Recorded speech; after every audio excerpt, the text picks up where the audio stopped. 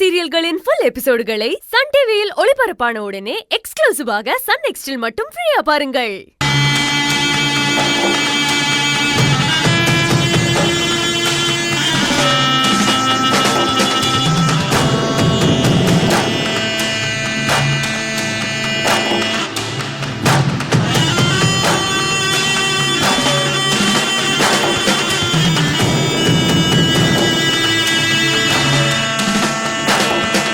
வேதா,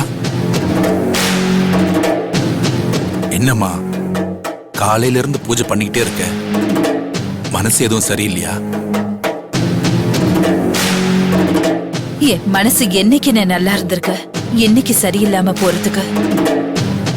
அது எப்பவுமே என் புருஷன் இறந்ததை நினைச்சு தவிச்சுக்கிட்டே தான் இருக்கும். இங்க பாருமா, நான் சொல்றேன்னு தப்பா எடுத்துக்காத. மாப்பிள்ளைய கொன்னவங்களை பழி வாங்கணும் தான், அதுக்காக அவங்களையே நினைச்சுக்கிட்டு இருந்தா உன் வாழ்க்கை என்னமா வருது? ஏன் வாழ்க்கையா? எனக்கு எதுன வாழ்க்கை?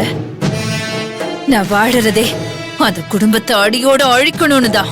அத அண்ணன் நான் செஞ்சு முடிக்கிறேம்மா. மாப்பிள்ளை இறந்து போய் பல வருஷம் ஆனதுக்கு அப்புறமும் நீ அவரையே நினைச்சுக்கிட்டு இத்தனை வருஷமா வனவாசம் போன மாதிரி இருக்க. நீயும் சிரிச்ச முகமா சந்தோஷமா இருக்கணும்னு அண்ணனுக்கும் ஆசை இருக்காதம்மா?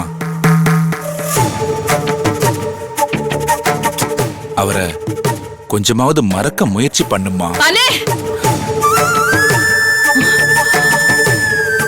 என் சாமிய நான் மறக்கிறதா? உனக்காக தான்மா சொல்றேன். எனக்கானதுன்னு இந்த உலகத்துல எதுவுமே இல்லைன்னு இருந்த ஒரே உறவும் என்னை விட்டு போயிடுச்சு. நானும் அப்பவே அவர் கூடவே போயிருப்பேன். ஆனா என் கிட்ட இருந்து இவரை பிரிச்சு அவங்க நிம்மதியா இருந்துட கூடாதுன்னு தான் என் உயிரை கையில பிடிச்சிட்டு இருக்கேன்.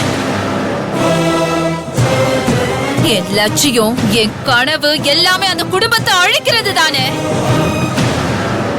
அவங்கள ஒரே நாள்ல கொன்னுடலான்னு சொன்னா அதையும் நீ கேட்க மாட்டேங்கிற.